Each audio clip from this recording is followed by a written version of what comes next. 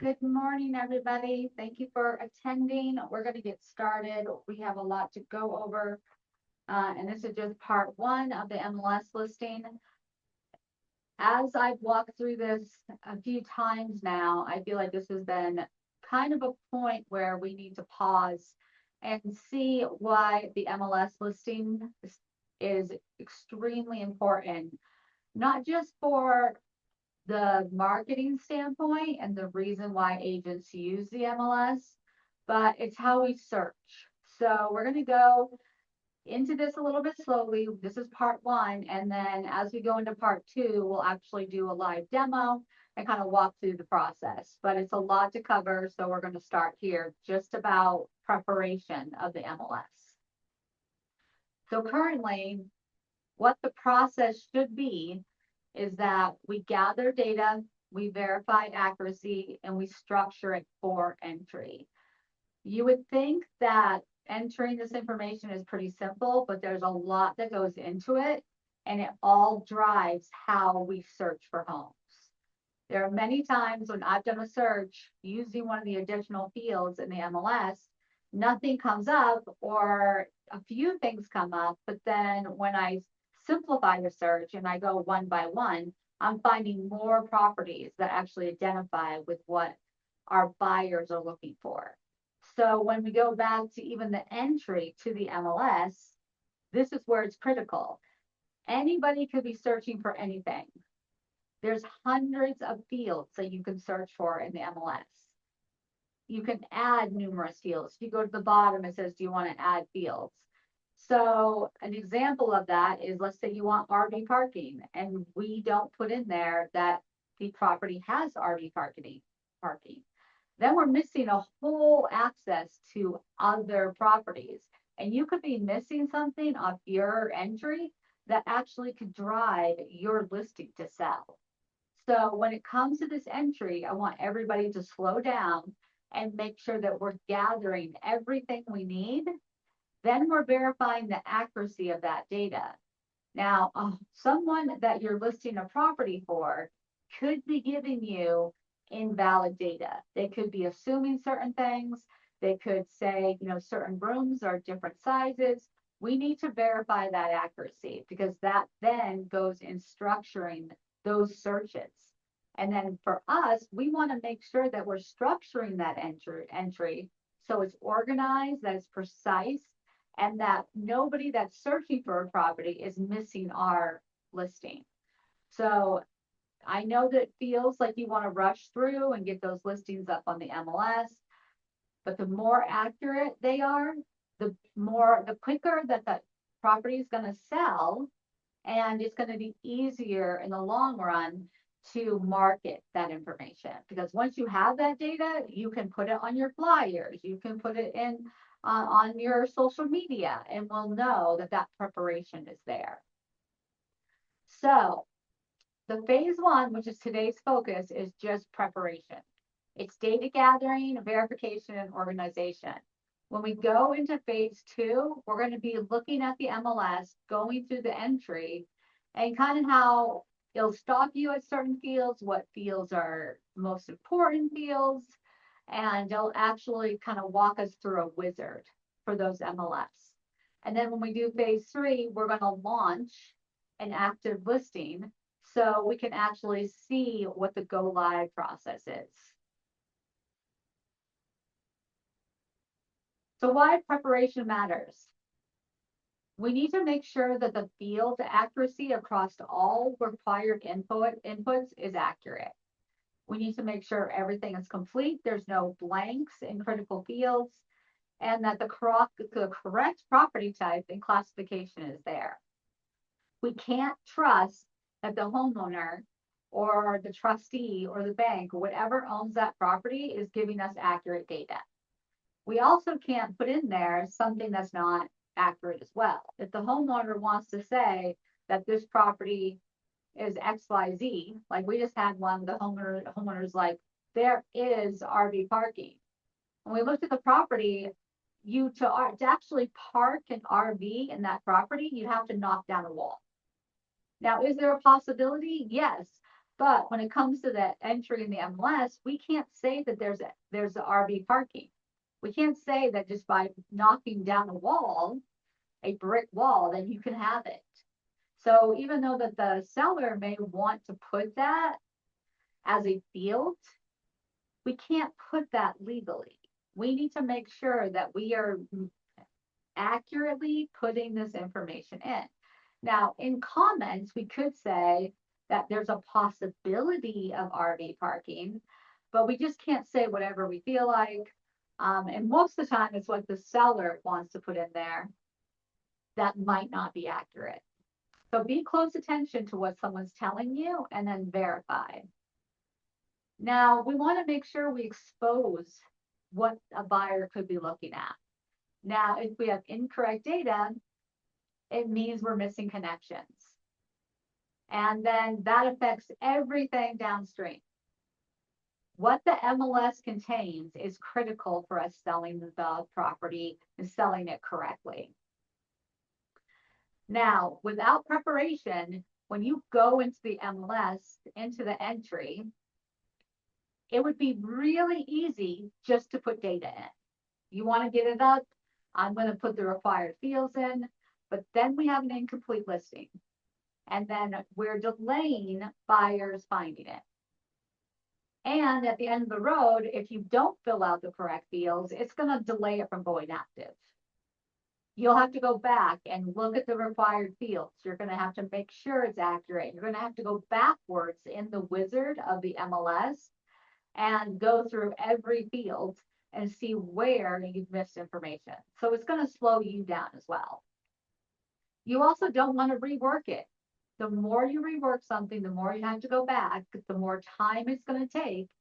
And if you don't remember something, you have to go back and re-get the data. Again, it just takes you numerous attempts. So getting that preparation ahead of time is going to help you. And we don't want incorrect public data. You could see like on Zillow, on Realtor.com, or if you have an expired listing, you could go down and look at the previous fields that were entered. It doesn't mean it's accurate. So you need to start fresh with any MLS entry and assume that it was inefficient. You have to assume that maybe another agent did it incorrectly. And I go in with a mindset that there is an error. So I changed my mindset to not that this is fast and easy for me. I'm assuming that there's errors. I'm assuming that we do not have all the clear picture. We don't have all the data.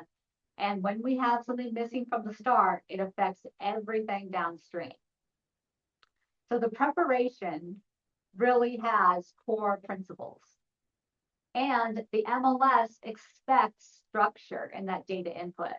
That's why it has that wizard. It takes you from each section of the MLS so that we don't have to figure things out. There is, but there's no auto correction. There's no smart fill. And if you are entering something in the MLS and it pops up with a previous fill, like let's just say your computer pulls up what you could have put in the past, it's not applicable to this new house. So don't auto-fill things for a new property that you're listing. Be very cautious because it's easy to hit down and say, okay, I'll just put that in. The MLS will not figure things out for you. The system will accept incorrect data, not all fields, but in most fields, these are free text forms. So you have to be very cautious how you enter it. Now, buyers search using filters. You are not running a search for every house on the market. There are thousands. So that filter is going to go down based on that information you enter. So accurate input means better search performance. We want our properties to come up to the top of the list. And the more accurate it is, the more it's going to come up. Now let's go through the workflow. So we're going to go step by step through the preparation workflow so you can see kind of where the best standard is and where you can start. And it goes through 6 steps. and it defines the standard preparation sequence. So every step needs to be completed, and ideally in order. So we get data from the seller, absolutely. But before we get that data, we need to pull our own set of information. We have access that most homeowners do not have. Now, once we have the data pulled, we need to verify the details. There's numerous tools to verify. Obviously, you can Google, but Googling things does not mean it's accurate. Going to ChatGPT and looking for a property does not make it accurate. We need to use the tools that us as agents have in the MLS and the applications within the MLS to make sure that those details are correct. Now, if you are the agent for the seller, you should have the seller information. But again, make sure that it's correct. Someone may be going by Jim, but the seller information is Jimmy, or let's use John and it's Jonathan. We need to make sure that we have it. Don't assume that they're giving you the correct name. Don't assume that they're giving you all the information correctly. Then you need to prepare your media. You need to have pictures. The MLS needs at least one picture to put up. But if you're putting up a poorly executed photo just to get it up on the MLS, it's going to affect your listing. So make sure that you have your photos done. If you're using Zillow Showcase, the person that does the showcase will have the photos done. And you may not have them yourself, but once your MLS entry goes up, it links with the Zillow Showcase, and then those pictures and those 3D models are immediately attached. But if you're not using Showcase, you need to prepare your media. Go through your photos. Make sure that they're not dark or it just looks badly. I mean, be very picky about this because a photo can turn someone off very quickly. When I look at homes and I'm pulling something for my buyers and something looks dark and dingy, I may give them that option, but they're going to skip over those. It doesn't look clean. It doesn't identify with what the client is going to want to see. Then you want to identify the MLS fields. What could you be missing? What do you need to prepare to make sure that your entry is clean and you can do a single pass execution? If you do a stop and search and something times out, if you click on a different tab, all of that work that you just put in will be lost. And now you're starting all over again. So I would always suggest, look at the fields ahead of time. Get familiar with what the MLS needs. And then when you prepare, you'll have your own checklist. And each step reduces the risk of error. And going back and reworking can make it actually makes you more error prone. Every single time you rework something, the error rate goes up. So doing this actually through one pass and having that information and having those checklists will reduce the errors every step of the way. So data comes from numerous sources and information. So Realist, which we're going to go over during our demo, is an application in the MLS. It gives us a ton of information. And it's the primary source for tax and public data. It's used to pull APN, legal descriptions, square footage, and so on. Excuse me. And then you can go based on previous MLS listings, but just be careful. It's historical data. It can be wrong. And then you have seller input. The sellers can provide upgrade history. That is really nice, especially if they have paperwork behind it. They can provide HOA details, utility information, and inclusions or exclusions not found in public record. So if the house is coming with certain things, like the washer, the dryer, the fridge, or window blinds, they can tell you that information, and hopefully they're being accurate in it. And then HOA documentation. Don't assume that the seller has all the HOA details correct. We want to make sure that we have the fee is correct, the frequency, the contact information.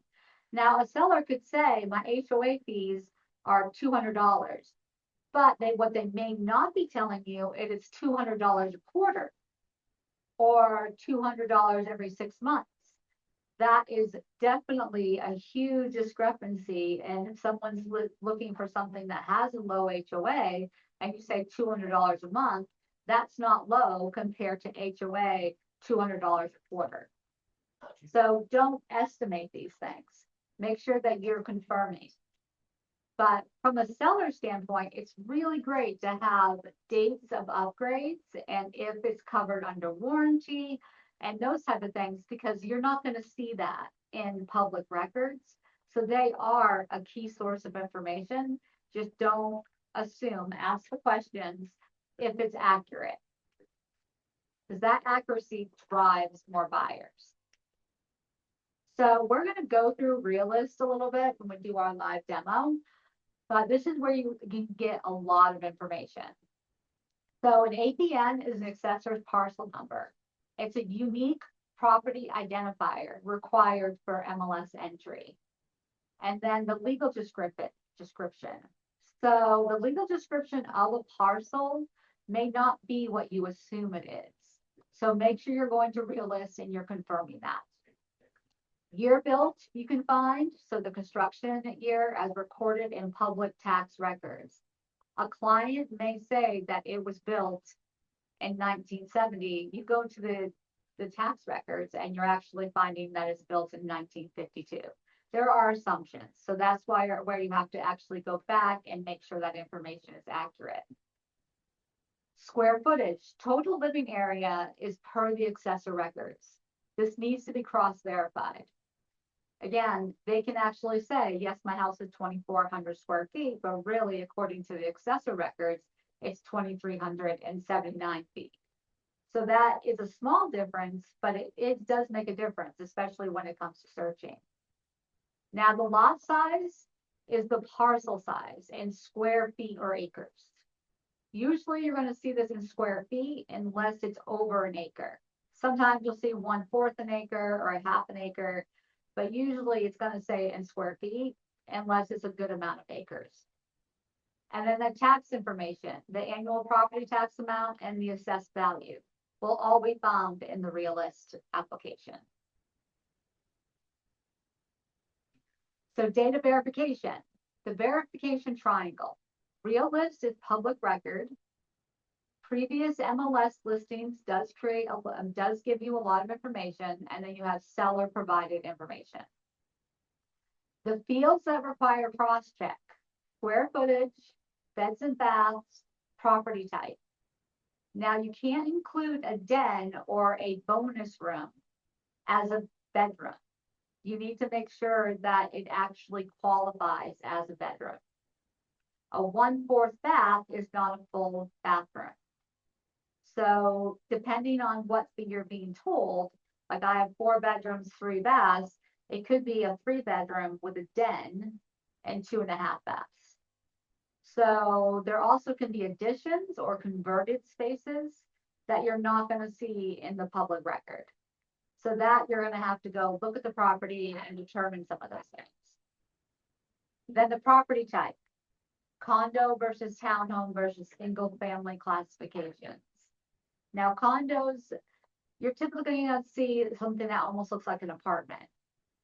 You know, it has different levels, you have different floors.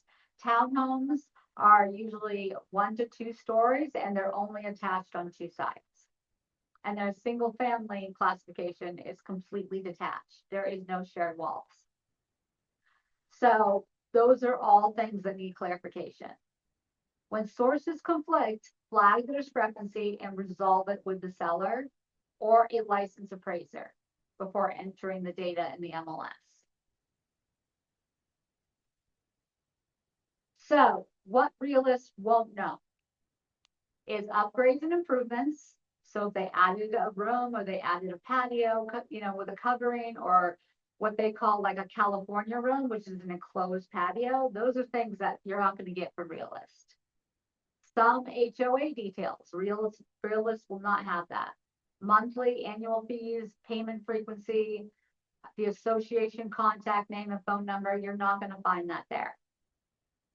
Utilities, you're not going to find either, but they are required fields in most MLS systems, and it definitely is required for Nevada. And then inclusion, exclusions, what stays in the property and what the seller is taking. Refrigerators, fixtures, chandeliers. Don't assume that a fixture or what you think is a fixture is staying. Like a gas oven versus an electric oven. Those are two different things. A fixture is a gas oven. It actually is tapped into gas. An electric oven is not a fixture. It can be moved. It can be unplugged.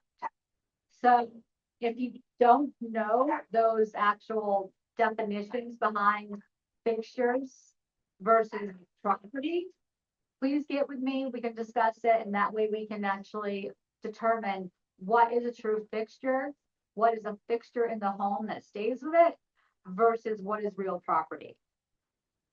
Now, known issues. Material facts the seller has disclosed. This needs to be reflected accurately in both listing notes and disclosures. Now, there is the RSPD, which is what a seller needs to actually fill out and tell you about any known issues. If they don't know, then they can say they don't know.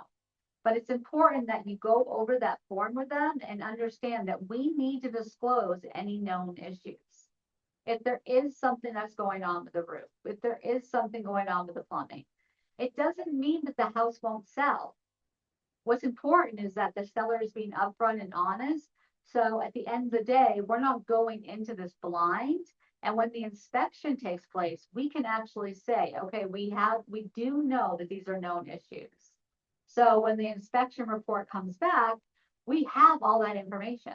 That the buyer's going in with open eyes, they know everything that's going on. It does not mean that if you withhold it, it's not going to be found out. Inspections are completely detailed. So if you say that there's no issues, understand the inspection is still going to find out, and we don't want a bad taste in the buyer's mouth either. That there was a known issue, and then you waited for an inspection halfway through the actual sale of a property, and now they're backing out. So this would actually make or break a deal. We don't want to go halfway through escrow and then find out there was an issue. Let's be honest and upfront about everything. So here's a quick must-haves checklist or required data. So property fundamentals, beds, bath, exact count and verified. Square footage, cross-checked against sources. Lot size is per accessor records, not a guess from the seller. Year built should be from Realist. The APN should also be from Realist. Classification and financial. We need to understand, is this a subdivision? What's the name and what's the zoning classification? This is going to more apply when you're going out into a setting less developed, like in Pahrump or in Boulder, where someone could say that it is zoned for, let's say, horses. Turns out when you cross-verify, it was never zoned for horses, even if there's horses there, or it was never zoned for farming. Those classifications we need to make sure. And you can find the subdivision name in Realist as well. So just make sure you're cross-verifying that. Now, HOA details, fees, frequency, and contact. A lot of properties are gonna have an HOA page. You can go there and get high-level details, but don't expect that you're gonna get financial information that's very detailed from the website. That comes later on during the escrow process. The annual property tax amount. You can get this from Realist, but we want to cross-verify if the seller tells us anything. And the property type, single family resident, condo, etc. We should set the standard that all items in this list must be verified and documented before the MLS entry screen is even opened. It's going to save you time overall, and your time is your money. Additional data to prepare. Parking and garage. Is it detached? Is it attached? Do you know how many garage space it is? There can be faux, or I don't want to say fake, but it can look like something is a third garage space, but then you go in, it's actually been converted, or it's already like a multi-gen type of situation. So don't say three garage spaces when it just looks like a garage door, but when you go in, it's actually a bedroom. Whether there's a pool or spa, private pool, heated spa, shared community pool. All of these are separate fillable fields in the MLS. Interior features, flooring type, is there a fireplace, vaulted ceilings, built-ins, laundry location. This is all really great criteria that can be searched for. Exterior features such as covered patio, RV parking, solar panels, whether the solar is paid off, fencing, any irrigation systems, and any outbuildings. An outbuilding can be a shed, it could be a multi-gen home, building structure that's outside. It could be any ADU or additional development unit. The community features, is it gated? Does it have a clubhouse? Is it a fitness center? Walking trails, parks, any key for the community that the buyers can search for. There isn't a field in the MLS for short-term rentals or STRs or Airbnb, but if you put that in the description and you get used to putting STR in the description, you actually can search that in the MLS. Unfortunately, it's not another field, but if someone's looking for a property that can be an Airbnb or a short-term rental, it's really nice if you can search for those key phrases. So keep in mind that you also can search in free text fields. So there's numerous ways that you can search for key things like a private pool and those type of things. They have separate fields. But remember that we can also search by what's in the seller comments, the actual additional comments that you put into the MLS. So the more detailed we are there, the more searches we're going to come up as well. So media preparation. We want key areas of the home. Now, ideally, we have as many pictures as possible, but it should be our standard that we have the front exterior, living areas like the living room, family room, dining room, the flow through the home. So when you take the pictures, think about it, you walking through the house. So like the front exterior, you're walking through the door. Does that lead into the living room or a formal dining room? So kind of walk through your pictures in that way. Now, if you're using Zillow Showcase, they do this really great. And the pictures are obviously amazing and they do that 3D. So you can actually kind of see the house in 3D and you can kind of walk through it yourself. Then we definitely want the kitchen. Highlight the countertops, the appliances, the layout. People spend a lot of time in the kitchen, so they can focus on that almost completely. It's one of the highest impact rooms for buyers.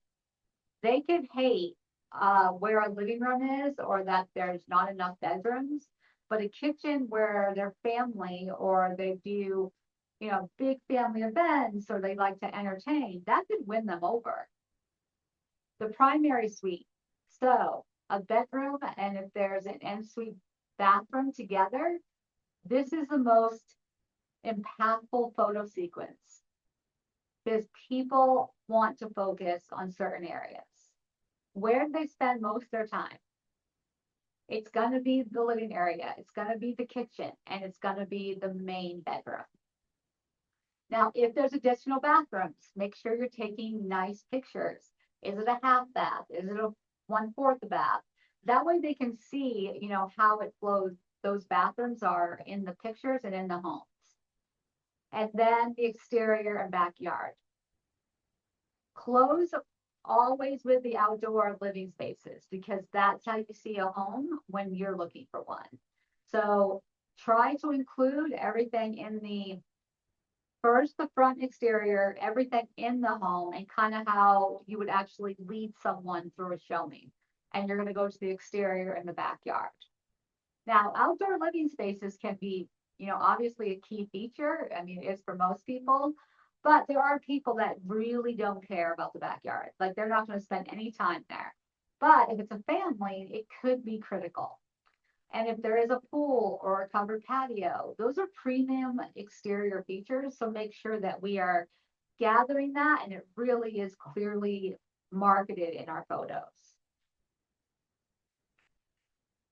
So before you even start entering the MLS, make sure you verify all your data, your seller info is collected, your descriptions are written, and that your seller has approved those descriptions.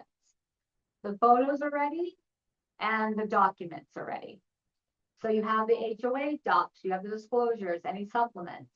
In the MLS, you can attach documents. So it's not everything you just type in, it's also things that you can attach that another agent can see, and it can help you actually sell the property.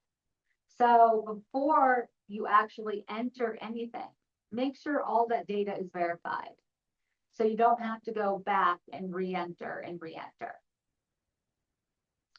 So we're going to go over to the MLS real quick, or the GLVAR. And this is my login screen. So as you can see, there's all these applications down here. This is where you spend most of your time, is in the matrix. Here is Realist.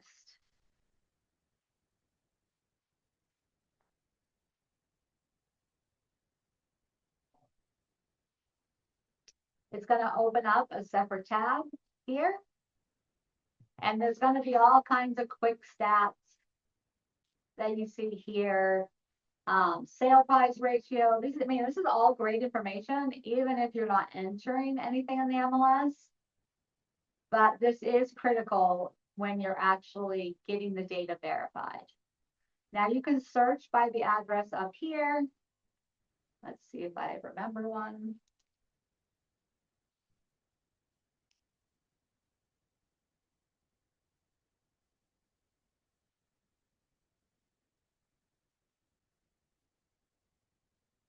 You're going to find your address.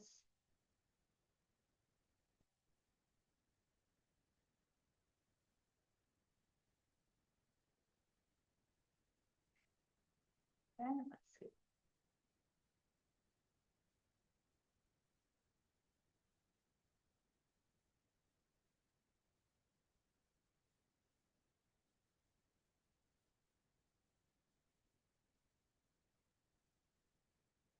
And it's going to bring you up all the data here. Now notice up here, you don't have just one tab. You have comparables, market trends, neighborhood profile, hazards and risks, and premium neighborhood reports, and other tabs here as well. Right here, it will tell you what the address is, whether it's active in the listing, and you can also star it if you want to come back to it. Now it'll tell you here a ton of information. Here it's even telling you where the square footage is, the lot size, when it was built, tons of information just from the standpoint right here from the first page. Now you can go down here, you will see community insights. This is really helpful when writing your descriptions too. So you can say that it's a family friendly score over here. Now it's not very high in the family friendly score, so you may want to avoid that, but it could be great information when you're actually looking at it. The school district, it can give you here. The subdivision, which we talked about, this is required in the MLS. The township is, the lot number is. So this is great. Also, if the person asks if there needs to be flood insurance, this is a great place to see it as well. So is it in a flood zone? This tells you, and it'll help your buyers too, is if the property needs automatic flood insurance. In this case, this home is not in a flood zone. If it was, then the new buyer has to get flood insurance prior to occupying the home. This will give you your parcel number or your APN. This will give you your areas, the actual tax amount, which we talked about right there. And this goes into your values, what the land use is. This is a single family residence. So even if the homeowner says that their lot size is 7,000 feet, this is where we need to verify it. It'll also give your acres here and the type of garage type. This is all very helpful when it comes to entering it in the MLS. You don't even have to get this information from the seller at this point, but they're probably going to give it to you anyway, but then you can verify it here. And it goes really on in each tab. It'll even tell you, which is really nice, the rental trends. So if you have a seller that is looking to rent their home and buy another one, if they want to know what the estimated value for their current home is, this is a great place to find it as well. You'll also find the MLS number and any status changes that have actually happened on the property. And then even down here, it will tell you the size of the property map, and tons of information. Even if you're not listing a property, you're kind of a client that's buying, this is a great place to give them information as well. You'll then go into comparables. I'll actually pull up some other homes in the area down here that are comparable. You can't trust this completely, but it'll give you some good information. Market trends will actually give you this information here, lots of graphs and information.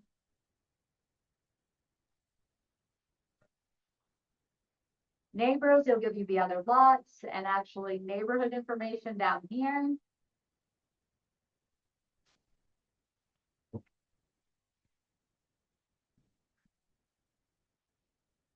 Now, there's probably some of this it's not going to be applicable when you're entering your property, but it definitely, this is an app on the MLS that can definitely help you when you have buyers. But the information is extensive. There's so much that you can do with it. Hazards and risks. That apparently is paid for. And then these are premium features. Most of what you need is going to be in the property details area here. Now, is there any questions about Realist while I'm there? Okay. So, but you can see even this is an active listing. But what if it's not an active listing? Something that you want to list, so it's not an active listing. So you can find that too. You can if you have the address, you can find that too. If you have the address, yes, you can find that too. So okay, all right, cool. So yeah, in this case, I'm actually pulling up a listing that I'm writing an offer on. But yes, this one is actually an active listing right now.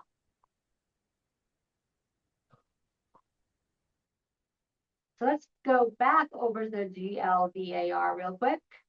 Now, so what do we do when we actually want to access the MLS? You want to enter it. You're going to go into your matrix here.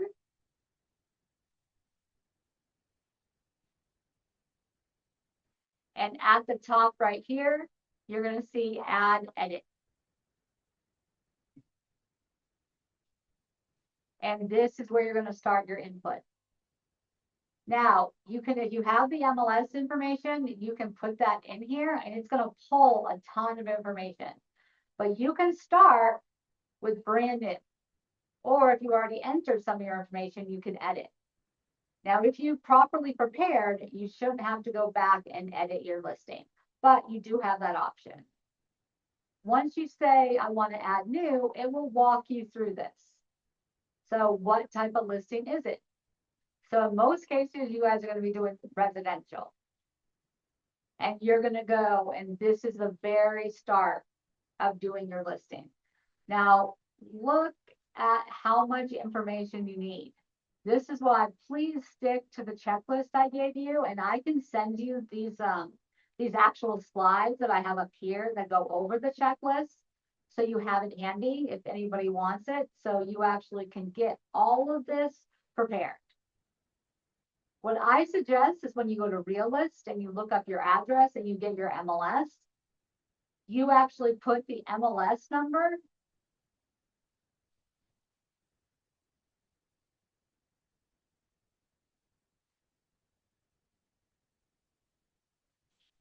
excuse me. So when you hit add edit, you actually can put the MLS number here. It's going to pull a ton of the information you need. So try to start there because you can get that MLS information right from Realist.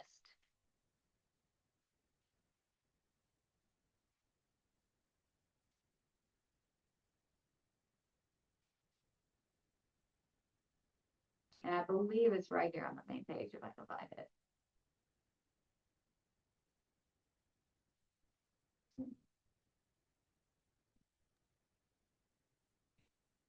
I absolutely know it's here. All right, I'll do a screenshot of it because I'm not finding it right this second, but it is in here. But again, I mean, you can start from new, just make sure that you have it already. It's going to save you so much time. And you need at least one photo, but I suggest you have all of them prepared. You cannot finish this process without one photo. Now, in part 2 of this training, we're going to go into the actual entry and start going through all these fields. And I'll have a full presentation on each page of the wizard. So you guys can actually look at the presentation and kind of walk through it again after our next training.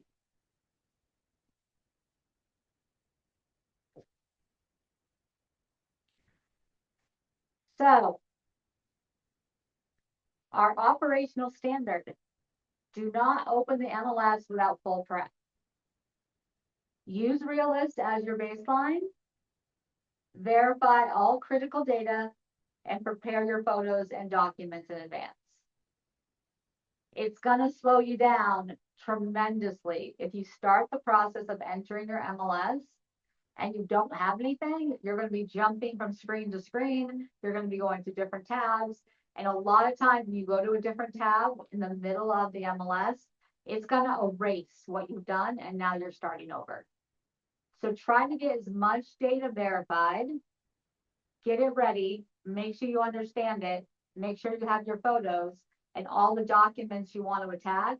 It's going to make it much cleaner and you won't have to hop around and find things during the actual entry. Now, the key takeaways here is MLS is a structured data system. And it's the accuracy of that data system that drives the performance of the search. So every filter a buyer applies, every agent that goes in there and applies certain fields, they're trying to find the best choices for their buyer. They're not going to go through individual properties. They're going to try to narrow it down.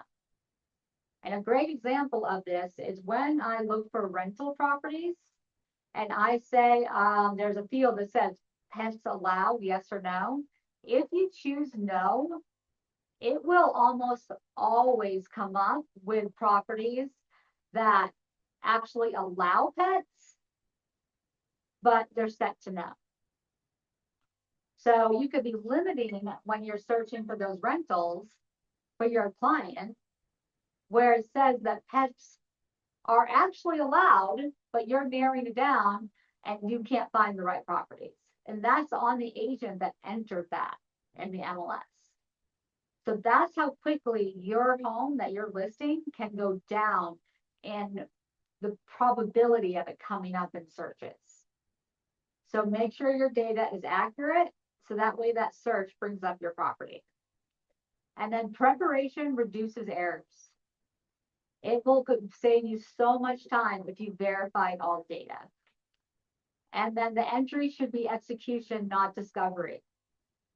When you're opening up the MLS, you should be ready to and know every possible answer. You're probably not going to know everything, but you're going to get to a very close spot. So you can just be entering and you could be done within 5 minutes versus an hour or losing an hour and having to do it all over again. So prep is where the work happens. Entry is just the transfer of the data. Part 2 of this training is probably going to be much longer. We might have to schedule like an hour and a half, or we're going to split that up as well. But I really want you guys, because the more you guys are growing in your business, the more listings you're going to have. And as most of you've heard before, listings is winning. It takes a lot less time to have a listing than it does to have a buyer looking for a property. Overall, when you have a listing, you're spending about 10 hours. With a buyer, you're spending about 30 hours. So expect that as your business grows, you want those listings. And this is where having this information and having those skills is going to drive that property for being sold. Now, at this point, does anybody have any questions or ideas, something that I've missed that's critical to the MLS? So basically, when you say that you can use an old listing, right? You said, I mean, it's not recommended, but you can. In that way, you just have to put the old MLS number when you do the add new listing, right? You gotta put the Yes. old MLS number, Yeah, or absolutely. You can use the MLS listing. so the previous one, the previous number. You gotta find out. Basically, you just look at the old listing, you get Yep, the old MLS number, and you put it in there where you add new listing. correct. Okay. So we just want to make sure that we're checking more than that. Yeah. So yeah, with this triangle, you can use a Realist, use a previous MLS data. It'll save you time as well. And then absolutely use the seller information. Just make sure you're verifying that it's accurate. Yeah. Very good point, Roberto. I have a question about Zillow Showcase. Who do we contact to put one of our listings on that showcase? Reach out to Ethan. He'll be Ethan. able to Okay. yeah, Ethan Alessi. Okay. Got it. Thank Yeah, he'll you. be able to walk you through the whole process. And All I right. just saw one entered. So we finished the MLS listing. We submitted it and it went up on the MLS. And after we had the showcase done, so as soon as we put it on the MLS, the showcase actually attached to it. It was beautiful. So, but Ethan can walk you through the whole process. And I always do suggest using Zillow Showcase. It's been known to sell properties a lot faster than just having pictures up there. Thank you.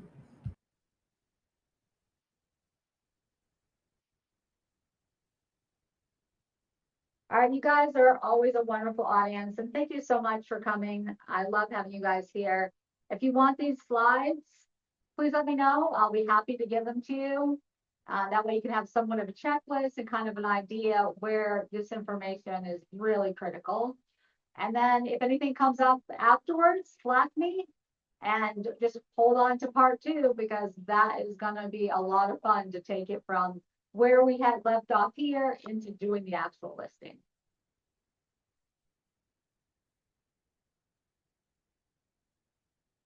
All right, well, hang around and do go back into the link if you're joining Success for, and going to drive some preparation to build your pipeline. And I hope to see you there.